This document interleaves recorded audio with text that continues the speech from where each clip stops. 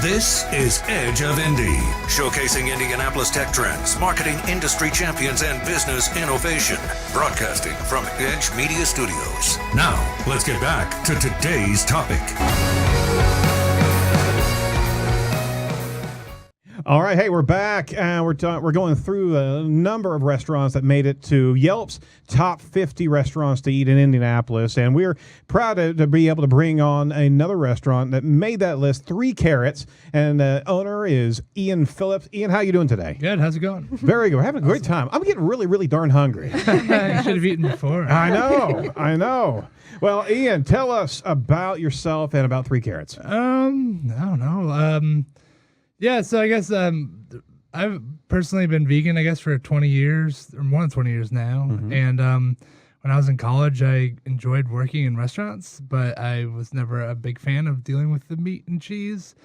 And but then I never thought that like running a vegan restaurant would be possible. So I did some other things instead. And then fast forward, I guess, to I don't know, like 7 years ago, I was disenchanted with graduate school, and I was like, I want to start cooking for people, and I started just doing some personal events and private events, seeing if I liked it, and we started making seitan, which is a vegetarian protein made from wheat. We started selling that to grocery stores and restaurants through the city, and we were able to save up some money doing that, and then we opened 3 Carrots in July of 2014. Yeah. And and ever since then we opened to lines up the door, and it's been pretty crazy ride ever since, I guess. So how long have you been part of the community? You've had the restaurant for 3 years, but for Indianapolis at large, how long have you been here? Oh, I grew up in Noblesville, then I moved to Bloomington, and then I moved back up in Indianapolis in like 2004. So I kind of like knew, that was part of one of the reasons why I started 3 Carrots, because you go to like other cities, Columbus, Ohio, Yep. You go to Chicago, but you go to like even kind of like middle-sized Midwestern cities that would have like a vegetarian restaurant or a vegan restaurant or two, and I'd go there and I'd be like, why does Indianapolis not have this? And I just like totally just like serendipity, I guess, like just happened to be doing the right thing at the right time. And because like I saw like this is sort of where things are moving. There's no reason that Columbus, Ohio can have 2 vegetarian restaurants. Sure. And Indianapolis can't have any. So at that point in time, I was like, well, and I got kind of good at it. And I was like, well, I guess we should do this thing and move on. So obviously, that was pretty new to Indianapolis, right? So Indianapolis has embraced your restaurant with open arms, and you said lines out the door, right? Yeah. We've been really fortunate. Like being at the city market gives us kind of a lot of opportunities and sort of a captive audience, I guess. But but then also too, only if you lock the doors. But also too, this is where if you look at like food trends and what people are eating now, people are way more open and like I don't think if I started this back up when I moved back up to Indianapolis in 2004, we would have been successful at all.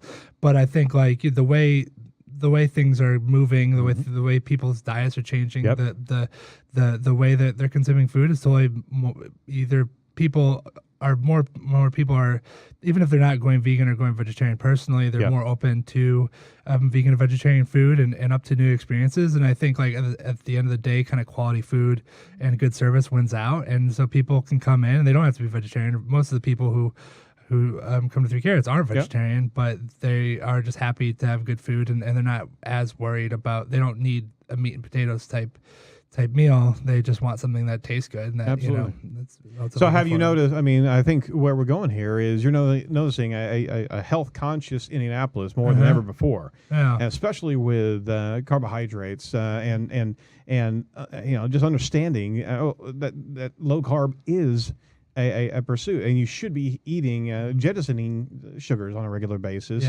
and you gotta eat mindfully, right? Yeah. Your product, what you serve is smack dab exactly what the doctor ordered, right? Yeah. So we're not like a health food restaurant by any means. We have some stuff that of course. is, I mean, like, and that's my thing, is that we sell a bunch of cheesecakes and like vegan cheesecakes and cookies and stuff, and like those that exists. Yum. yeah, They're good. pretty good too. And those aren't healthy, you know, like we're not trying to be health food in that regard, but also too, Sounds like a challenge to me. yeah, I don't know. but at the same time too, it's one of those things where for me, like, I enjoy personally eating a good salad and Yes, a well-constructed salad, and so to be able to go to a restaurant and actually get a salad that I'd want to eat, that's not just some iceberg lettuce with some carrots thrown on top and croutons, and they got to put bacon and cheese and ranch dressing on it to force anybody to swallow it down. Right. Yeah, to camouflage it, camo, you know, yeah. but really it's like, how do we use vegetables that and what techniques can we use to make these things that people don't typically seek out? Like, what do we do to them to make them a food that people want to eat and an experience people want to have? And I think like that is the challenge of vegetarian and vegan cooking, but that's also like the fun opportunity in it. Is like, it's like, how do you make food that people want to eat out of ingredients that they would normally try to avoid? Absolutely. Good way of saying it. Very well said. So you're certainly doing some success here. And what advice would you give? And we were asking this of all the restaurant owners. If somebody came up to you, hey, I want to start a new restaurant, what advice would you give them? Don't. He's the most honest. It's a lot of work. No, I think you have to know your market. You know, you have to know what you're doing, who your customers are, and you have to figure out like what they want. And you also then, like, once you have that stuff sort of figured out, you have to be like, what's my point of view? Like, what's my perspective? How am I coming at this thing? And how am I providing something that they can't get other places? Like, I mean, we even deal with that a lot. Like, in terms of like, there's some menu items that we could do that would be like, but they're too standard. You know, like, it's stuff like, but you can get at any restaurant that happens to be vegetarian. Like, so we don't have like a black bean burger on the menu. Right. And it just is like, and for me, it's like how, like, what are you going to do to set yourself apart? You know? So you have to have like a vision, like know your market, have a vision, and then like be able to execute it as good as you can. You got to find the gap that somebody else isn't doing and really be able to get in there and do it right. Yeah. Do it well, right? Totally. I mean, I think like that's what you're seeing. I mean, with this Yelp top 50, you know, it's like, and that's the way you're seeing is that it's not, I mean, a lot of what people want is like, is places that excel at their craft. Yes, sir. And if you do a really good job having a concept and you can really demonstrate that, then people will seek out what you're trying to do. I love it.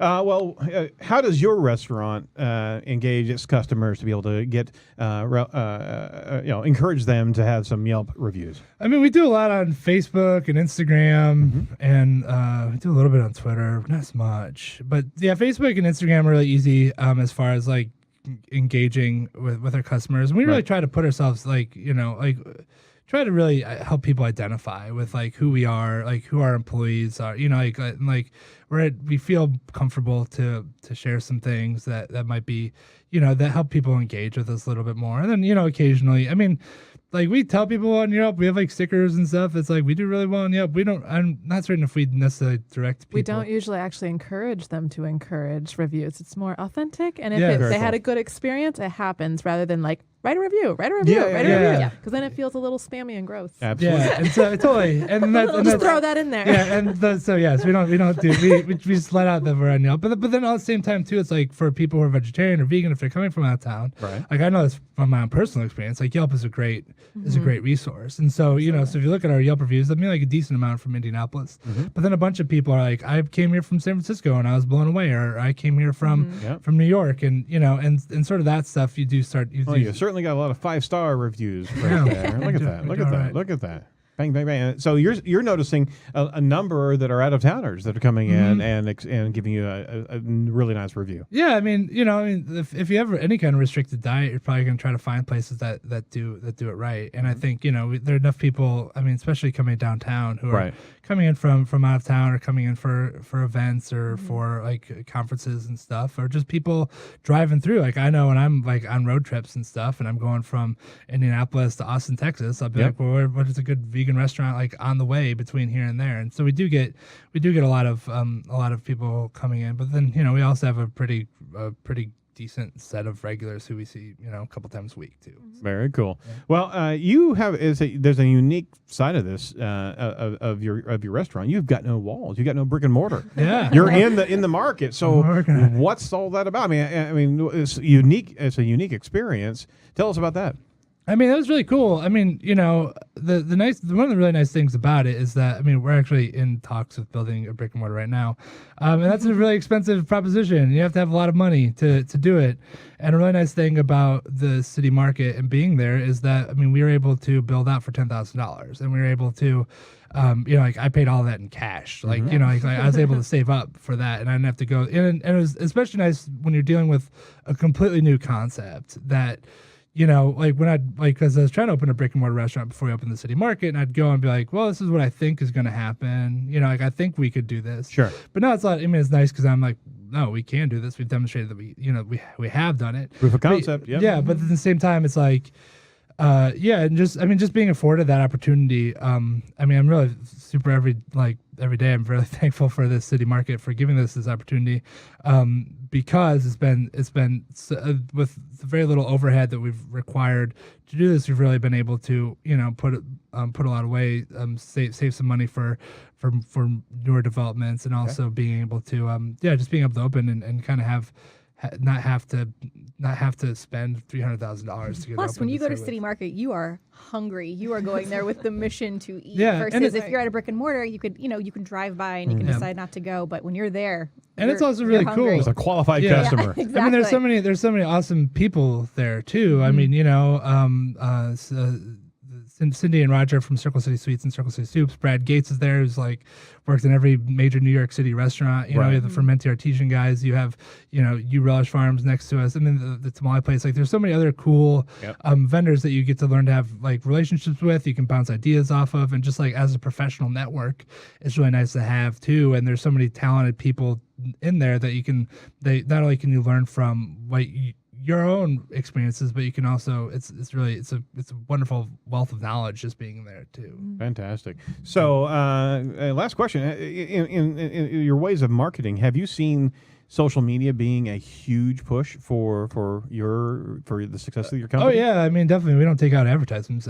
We've we've never paid. Maybe we should. But, we've never it's paid. going pretty well. Yeah. We've never paid for any newspaper advertisements or whatever. And then the thing is that is once again when you understand who your customers are and you can connect with them and you can make them feel like a personal engagement into what you're doing, then your success becomes their success, and they become vested in what you're doing, and they start to kind of root for you, And so I think for us, being able to be on social media and stuff really gives us an opportunity to really connect with a lot of people and to not only get the word out, but also let people know what we're about too, because we have a perspective as far as the business is concerned, right, that we like to share with people when we can. And so being able to reach out and connect with people and have it be meaningful and not just hey, check out our specials, but really right, which we do, but but at the same time it's we're able to engage about important topics and important issues and let people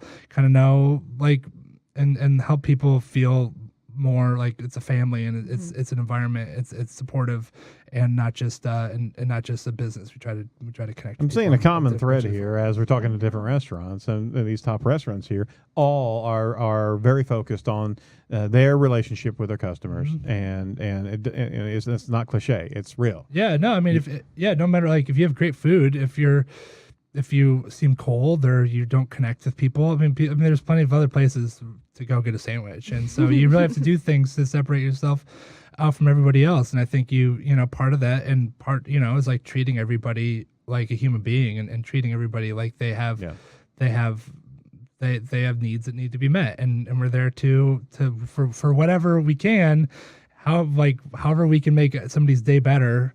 That 5 minutes they're eating the sandwich or whatever, that's an important 5 minutes for them. And that's an important, we take every dollar we make as a big deal because people are choosing to give us a dollar that they worked hard to make instead of somebody else. So really, totally you have to be, I just know from my perspective too, it's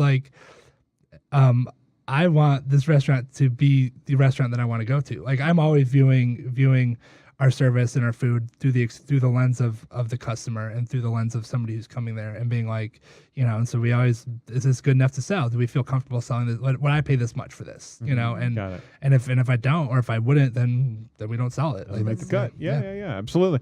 Well, any final thoughts as a restaurant owner and making the top 50 list of Yelp? Any final thoughts? Thanks. And he drops the mic. Yeah, we do. If I can do, we are planning on opening a brick and mortar restaurant here in Fountain Square. And we're still in the meetings for that. We will be having on Monday at the City Market this following Monday, April 3rd. We're going to be having a dinner where we're going to preview some of that menu. So that will be from 5 to 8 on April 3rd. There's a Facebook event page on that. If you can look it up our Facebook page, facebook.com/3carrots.